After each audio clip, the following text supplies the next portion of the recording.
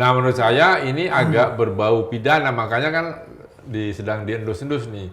Siapa yang bermain, siapa kan Telkomsel rugi banyak itu berapa triliun? 4 triliun itu berapa? Saya lupa. Saya kantor otoritanya lumayan rame. Ya itu saja. Jadi kalau tinggal di situ sekeluarga gitu ya menurut saya sih masih belum layak. Mas Agus ngelihat ini lagi-lagi salah polisi lagi nggak? Ya ini kan ambisi ya. Dan tahun lalu saya dilaporkan dari Dinas Kesehatan dan kawan-kawan di sana sudah ada 178 HIV positif AIDS. Wow. Sekarang saya tanya di mana orang itu sudah pulang kampung gitu. Ya kita nggak tahu udah di mana. Iya, Telkomsel kaitannya juga dengan WUS ada. Oh gitu. Mas Agus, Yes. ini gue penasaran nih. Gue kan baca tuh The Guardian kan bilang berpotensi menjadi kota hantu si IKN. Nah ini sebetulnya smart city atau arahnya kemana tuh? Ghost City. Atau abandoned city? Idealnya kan dia menjadi ibu kota, kota administrasi, bukan kota bisnis. Gila kita baca Basikain ada tukang jualan es krim. Ini pakai HT nggak? Nah jadi itu sama, karena itu adalah proyek mercusuar juga dari Pak Jokowi, dan sekarang diserahkan pada Pak Basuki, orang kepercayaannya. Nah kalau ini tidak diteruskan, kota hantu dia. Berpotensi seperti itu dong. Berpotensi seperti kereta cepat juga. Karena kan itu belum selesai. Iya. Ya, belum selesai. 2 minggu yang lalu saya dari sana. Oh udah, sana. Udah. Kira-kira? Kotanya jadi, bagus. Oh, oke. Nah, yang penghuninya sudah ada 2.200 orang. Oh, ASN, dokter, guru, pekerja-pekerja swasta. Karena ada rumah sakitnya dua-dua, ada hotelnya dua gitu ya, dan hotelnya keren. Yang menjadi persoalan itu saya tanya Pak Basuki, ini Kalimantan kan tanahnya lembek. Oh, gambut gitu ya? Bukan lempung. Lempung. Nah, Pak ini konstruksinya bagus. Oh ini bisa keren gitu. Ya oke lah, gue percaya aja. Nah, jadi jalan tolnya belum jadi. Tapi udah bisa lewat gitu ya. Tapi belum untuk umum. Kita bisa lewat situ karena saya telepon Pak Basuki, gua kagak mau muter, bisa nggak lewat jalan pendek, nggak dikasih lewat situ. Nah jadi itu jadi istananya jadi bagus ya kan. Kemudian pendukungnya belum, itu kan perbatasan dengan masyarakat. Penajem. Ya, itu juga saya sampaikan ke Pak Basuki beberapa waktu yang lalu soal antropologi. Karena budaya masyarakat Kalimantan Timur khususnya, itu kan budaya tua. Bisa bergesekan dengan budaya pendatang, itu pasti. Sudah terbukti lah beberapa ini. kayak urbanisasi, transmigrasi gitu pasti ada seleknya gitu ya? Ada. Budaya kan orang bilang, oh ini yang Kalimantan ininya supranaturalnya kuat gitu-gitu ya kan. Nah, tapi saya bilang itu pertama itu. Kedua, saya ingatkan Pak Basuki juga dan teman-teman lain lah bahwa setiap pembangunan infrastruktur itu pasti muncul lokalisasi dan perjudian. Nah, terbukti bahwa di sana ada warung kopi pangku. Lo tahu kopi pangku kan? Ngopi sambil mangku. Oh, ngopi sebenarnya kita yang mangku apa yang dipangku kita? Ya terserah lo mau gaya apa. Lo mau gaya Yang viral itu sekarang ya? Iya, karena ada filmnya kan. Ada film baru. Nah, jadi saya udah ingatkan beberapa tahun yang lalu gitu. Jadi itu sudah terjadi dan tahun lalu saya dilaporkan dari Dinas Kesehatan dan kawan-kawan di sana sudah ada 178 HIV positif AIDS. Wow. Asal jangan jadi wisata baru aja tuh kayak gitu. Sekarang saya tanya di mana orang itu sudah pulang kampung gitu. Ya kita nggak tahu udah di mana. Nah, itu yang menjadi persoalan. Kemudian kedua saya tanya juga teman-teman IKN yang akan pergi ke sana itu bujangan atau sudah berkeluarga. Kalau masih berbujangan, nggak masalah. Sudah berkeluarga, dia berapa kali setahun boleh pulang ke rumahnya. Iya. Paham gue Harus arahnya nih. dicipta. Ya kan? Kenapa? Iya. Karena ini urusan burung. Ini manusiawi, bukan porno ini kan? Oh enggak, ini bukan yang lambangnya begitu ya? Iya, ini insan burung mesti diperhatikan secara psikologis. Iya. Kalau enggak ini berdampak buruk, ya kan? Kan di situ ada pekerja perempuannya, pekerja laki-lakinya, kan kita nggak tahu ini kebutuhan biologis. Jangan ditertawakan dan jangan itu, tapi ini serius. Itu saya udah bilang. Nah, tapi waktu saya lihat ke sana sudah bagus. Pohonnya sudah sebagian jadi, ini jadi. Cuman airnya masih susah.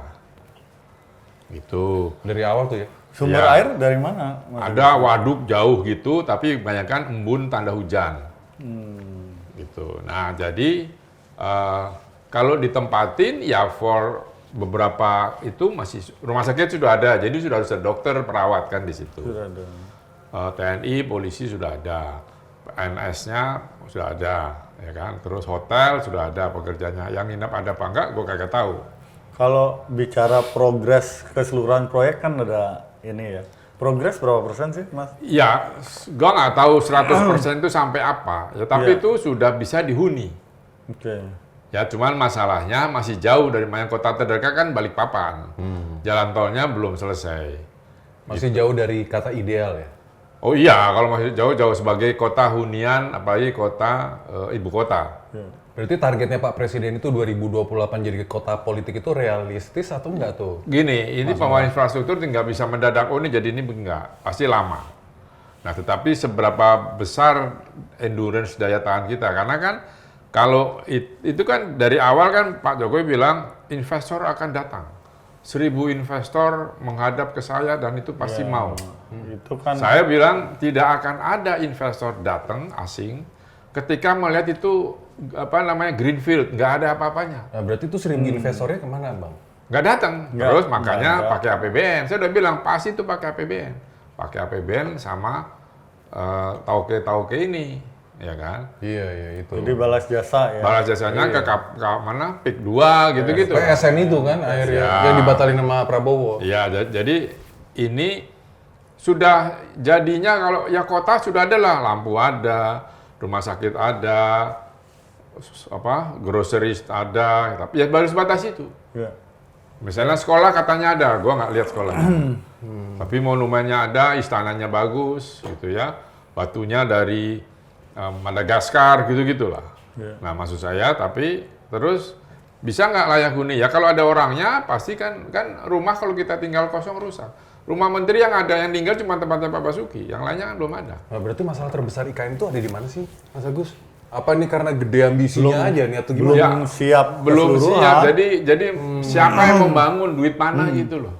Kan APBN-nya bisa kalau Gila-gila. ya kalau kita mau undang investor kan investor paling tanya, oke yang ke sini berapa orang? Iya. Berapa orang penghuninya? Kan dia harus hitung. Kalau dia mau bikin hotel, ya dia harus hitung kapasitas hotelnya berapa kamar, berapa orang kan masuk, BIP berapa. Rumah sakit juga itu, berapa yang sakit gitu loh. Nah, jadi itu belum layak huni secara kota. Transportasinya kan belum ada. Dulu yang katanya dari Cina kan ditarik. Iya. Yang bus itu ya. Ada satu Yang bus kereta. kayaknya bus antar jemput karyawan gitu, di kantor otorita. Kantor otoritanya lumayan rame. Ya itu saja. Jadi kalau tinggal di situ sekeluarga gitu ya menurut saya sih masih belum layak. Nah, tapi apakah itu akan jadi ya tergantung pemerintah sekarang mau diapain. Tapi kalau didiamkan itu rusak. Pak Jokowi bilang malah targetnya 17 Agustus sebelum beliau Oh, waktu itu upacara. Iya. Ya, itu mah belum apa-apa. jauh ya. Ya kalau sekarang sih sudah kelihatan kota, cuma ya itu tadi seberapa aman. Tidak cukup. Iya, karena kan di situ menjadi pusat pemerintahan. Iya. Apakah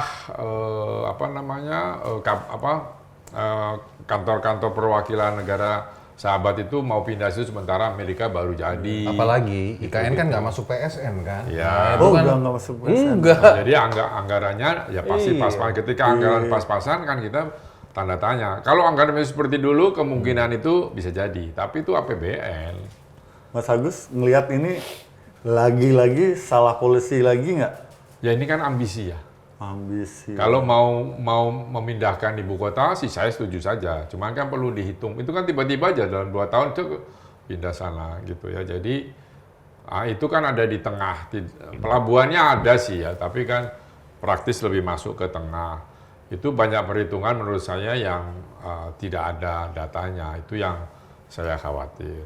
Itu aja. Tapi tadi misalnya jalan tol tadinya cuma 2 ruas jadi 3 ruas, itu merusak habitat beruang madu. Binatang-binatang lain termasuk monyet dan sebagainya. Jadi nanti jangan salahkan ketika mereka menyerbu rumah-rumah itu karena lapar.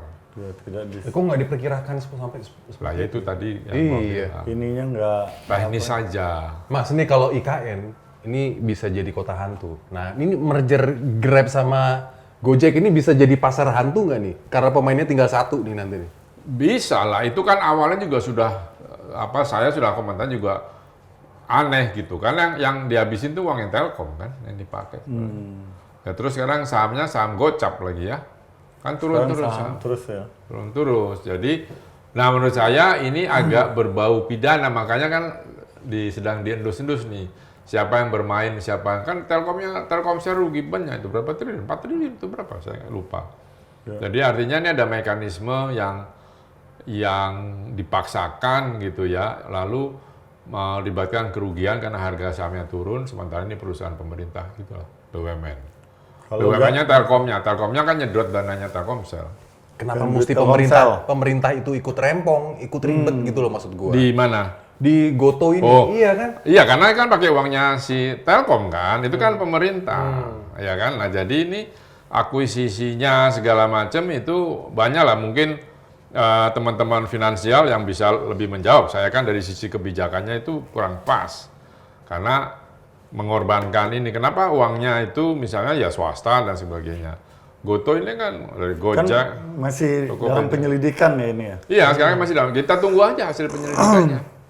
Karena ini melibatkan tauke besar kan. Nah itu dia kan, Telkomsel yang dulu masuk ke Gojek yang sekarang buntung ini kan. Nah, Iya kan? Telkomsel kaitannya juga dengan WUS ada. Oh gitu. Oh gitu.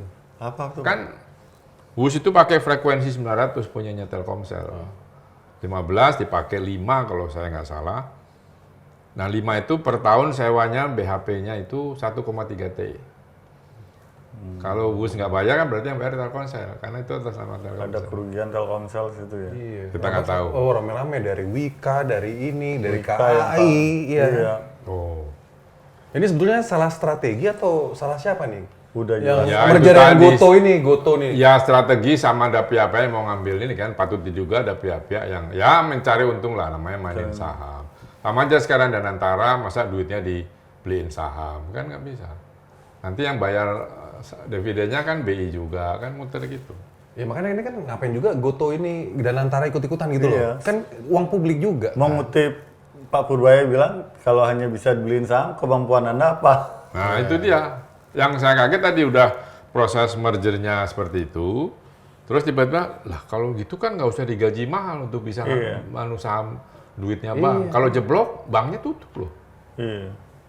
Kalau gitu emang bener, Marut ya. bener Menkyu bilang, lah kalau gitu ngapain bikin nanti? Kemampuan Anda apa gitu? Iya, itu kan harus mengumpulkan dana. Katanya mau kayak Temasek. Temasek. Tapi Temasek kan beda. Temasek sama Kasanah itu kan investnya di luar. Kita kan ke dalam malah masih ngurus UMKM gitu. Gimana? Ada wacana mau beli tanah di Mekah. Nah itu kan. Bener. Ya udah aneh-aneh lah. Gitulah udah. Harusnya gimana sih Danantara itu? Danantara yang itu kan diharapkan SWF, Pak Sovereign Wealth Prabowo? Fund ya kan. Iya. Dia kan dikasih modal. Kalau dulu yang INA itu kan dikasih modal pemerintah 70-80 triliun. Dia suruh gedein duit ini. Supaya bisa membiayai pembangunan infrastruktur. Kan idealnya gitu. Harusnya Di begitu. negara lain begitu. Ya kan. Tapi at the end waktu itu banyak BUMN yang ngap-ngapan ditaruh di situ. Supaya dikasih duit. Nah kan itu pusing. Saya komentar, loh ini maksudnya gimana SWF? Nah ini sekarang sama nih, Danantara kan untuk uang 80 triliun dividen itu harus dipakai untuk bagaimana mengkapitalisasi duit ini lalu menjadi berguna untuk pembangunan infrastruktur misalnya. Kan tujuannya begitu. Kalau saya tidak salah ya, tapi ntar bisa tanya detail pada orang-orang yang paham ini. Nah tetapi sekarang uang ini cuma ditaruh di saham gitu-gitu kan, ya nggak usah, kosnya terlalu mahal. Kalau nggak salah itu operation cost-nya Danantara itu 5T ya, kalau nggak lupa, per tahun. Per tahun ya. Gitu kan. Nah ini kan waktu kemarin BUMN 250 miliar, itu dapatnya 80T dividen. Nah ini kan sekarang duitnya udah dipakai kan APBN kosong. Makanya Purbawa yang ngomong gitu kan. Ya biar bagaimana, ya itu memang begitu. Tapi kan bagaimana perintah presiden, ya dia harus sebagai Menteri Keuangan ikut. Nggak mungkin dia nggak setuju, sudah nggak ikut, nggak bisa. Karena uangnya di sekitar itu juga. Yang bikin kita prihatin itu apa akhirnya? Publik ya disuruh ikhlas aja. Mereka main kayak gini kan. Itu kan. Jadi meruntuhkan lagi-lagi apa namanya yang diharapkan jadi terobosan tidak terjadi ya. Awalnya saya cukup ini Mas Agus, cukup senang ya dengan ide ini karena Pak kita punya aset BUMN kan 11.000 T. Sedangkan hasilnya kan cuma 80 T setahun. Berarti kalau itu usaha 0,8%, bahkan kurang 0,7 gua hitung. Jadi kalau itu usaha bangkrut bro. Kalau Kan lu punya usaha, BUMN itu cuma sedikit. kalau lu punya usaha itu dengan hasil segitu lu bangkrut. Nah, ada Danantara ini cukup memberikan ini sebenarnya. Promising lah ya gitu ya. Promising. Cuman akhirnya begini juga. Ya waktu itu saya juga wah ini keren. Tetapi begitu diambil Himbara, bank-bank itu, waduh ntar dulu. Kalau dia apa-apa, duit kita Collapse gimana tuh semua. di bank? Iya. Nah itu ya biarlah para ahli yang berdebat gitu ya. Saya bukan ahlinya itu, tapi intinya secara kebijakan ini harus diatur. Underlying apapun pergerakan di Danantara itu harus ada underlyingnya. Ini underlyingnya kan belum lengkap. Iya. Sementara peraturan di BUMN-nya sudah nggak ada, karena udah jadi BP dia, Badan Pengelola BUMN. Nah ini yang dari sisi kebijakan saya was-was. Underlying-nya belum ada, sudah bergerak gitu, gimana nanti kalau ada apa-apa? Kalau Mas Agus ngeliat nih orang-orang yang dipilih Pak Prabowo di dalam Danantara ini smart enough atau ada misi pribadi Ini kan kita, kalau menurut saya ya, ini saya dari sisi kebijakan, bukan dari sisi soal market dan sebagainya. Orang-orang yang bergerak di bidang finansial global gini, itu harus orang yang dikenal oleh internasional. Bahwa dia memang pemain. Iya. Sehingga kan trust, kalau percaya, oh ya ini duitnya gini, oh, ambil ya, gue minta duit sekian, langsung gitu. Mereka bisa gitu. Tapi bukan harus punya juga reputasi yang baik. Ya, nah kalau yang sekarang mengelola itu bukan orang pasar, ya kan orang pasar itu siapa? Tom Lembong misalnya, itu orang pasar. Jonan itu orang pasar. Siapa lagi lah? Reputasinya gimana? Reputasi yang mana? Ya ini. Yang orang-orang ini yang ya mereka Yang orang sekarang, market. Yang sekarang kan bukan orang market. Oke. Dia kan pengusaha. Harusnya gebrakannya lebih hebat dari ini ya. Ya, jadi bagaimana caranya men-attract menarik investor asing, orang-orang market lah, masuk, ini gue punya barang bagus, lu kesini deh, taruh duit lu kesini, kan gitu. Sehingga investasi di Danantara itu besar, lalu bisa buat membangun gitu. Nah ini saya belum lihat, tapi coba cek aja sama Ferry atau siapalah yang jagonya di market itu, ini sejauh mana. Karena itu kalau enggak, itu ya gagal. Gagal ya. Sejauh ini hanya jadi rumah sakit buat BUMN yang sakit. Dan kan misalnya Garuda nanti akan ditolong Suntik. BUMN, ditolong Danantara. Infus ya. Jadi Mana rumah lagi? sakit. Ya, padahal sementara uang itu tidak cukup untuk menyelamatkan. Dikasih 20T, 23T, dikurangi lagi tinggal 20T. Nggak ada, itu buat beresin mesinnya, Citylink, segala macam, udah habis. Oh ini kan suntikan terus ya Garuda ini kan. Ya. Makanya dulu Garuda saya bilang, udahlah bangkrutin aja. 63% ya Citylink ya itu ya. Ya, udah bangkrutin aja. Terus? Tapi Garuda Indonesia tetap. Oh, oke. Perusahaannya diganti, misalnya PT Emprit Airline, kan bisa. Oke. Kan banyak sekali maskapai penerbangan begitu, Malaysian Airlines lah, JAL lah, Swiss Air, kan gitu, rupanya masih ada. Tapi kan nggak mau. Oh ini kebanggaan kita dan sebagainya. Nah sekarang ada perintah presiden, patut diduga memang begitu, adalah menggabungkan dengan Pelita. Yang bikin tekor apa sih? Garuda itu yang bikin tekor terus. Gini, ya selain kasus korupsi yang kita sudah semua tahu, Iya. kasus kentit itu, juga gini loh, penerbangan internasional itu misalnya gini, rute London Jakarta itu nggak bisa sembarangan. Load factornya, saya pernah tuh kosong Pak. Ya, karena orang Inggris misalnya, dia punya kebiasaan kalau mau pergi ke luar negeri travel, dia harus hari ini jam sekian. Misalnya hari Selasa jam sore gitu. Kita terbangnya Senin, kagak ada yang naik. Iya. Dia punya, itu dulu Garuda zaman dulu punya orang-orang marketing yang paham itu pasar Eropa. Makanya kan dulu ada Rome, Amsterdam, mana Ada dari Frankfurt, Amsterdam juga. mana gitu. Itu kan laku. Sekarang kan enggak. Nah, yang saya khawatirkan kan sekarang ada direksinya yang orang asing dari Singapore Airlines. Lah kita kan lagi mau bersaing sama Singapore Airlines, kalau naruh orang di situ gimana? Nah, alasannya apa sih? Kan lebih canggih kali ya. Berharap ada perubahan Ada mungkin perubahan ya. dan saya sebagai orang awam, gua mau bangun perusahaan di sekitar situ. Ini pesaingnya asing di sini. Dia bilang supaya gua ini maju, gua ambil dari sini. Sementara kan dia bilang, gua di sini nih, lu jangan melebar ke sana ya, ini bagian gua, kan bisa gitu. Tapi layak dicoba karena sudah tidak pernah ada perubahan, tapi ini layak dicoba sih. Ya dulu pernah kan, Mandala pernah asing di route-nya. Terus kalau nggak salah itu yang suaminya artis itu pernah juga jadi direksi marketing Garuda, siapa namanya itu yang orang Belanda. Jadi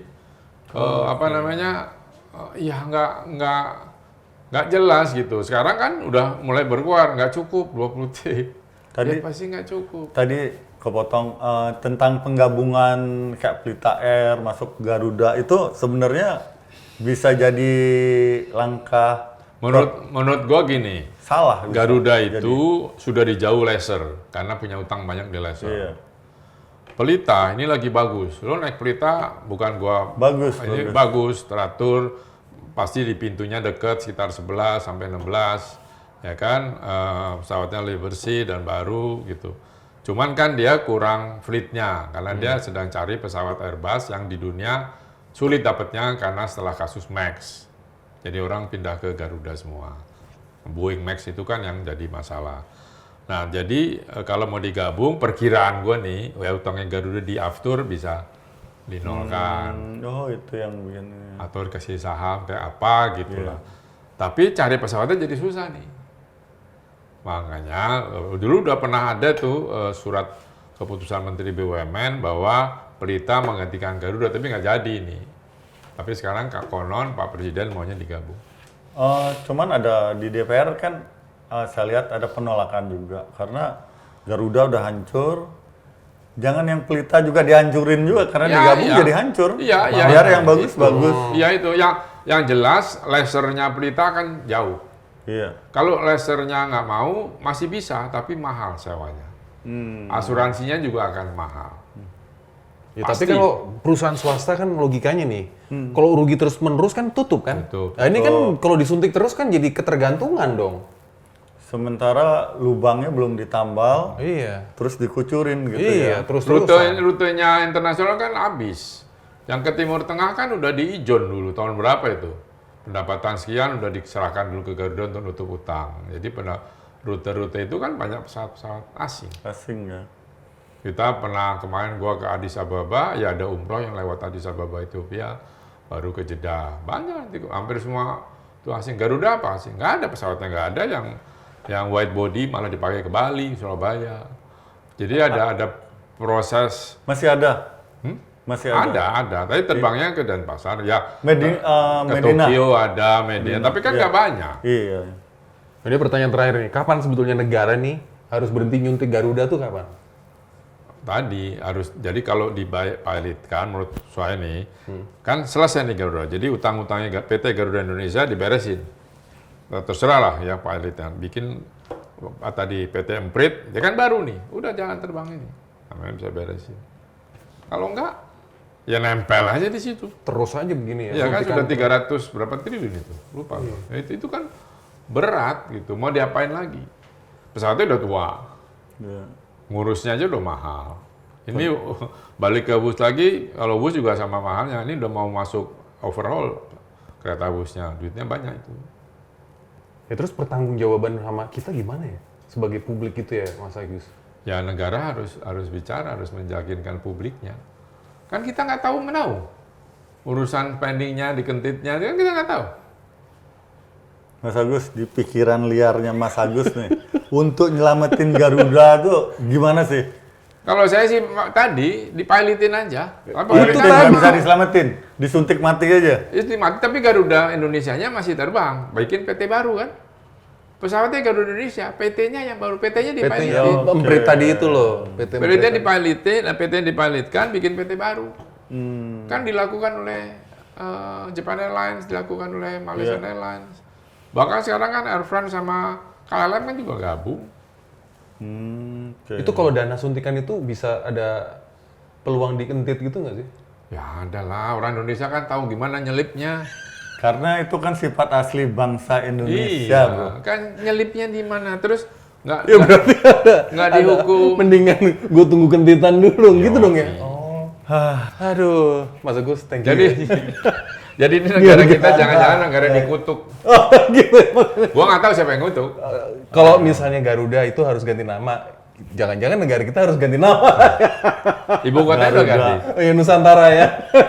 Mas, thank you. Ya, Thank you. sama-sama. Pak. Ciao.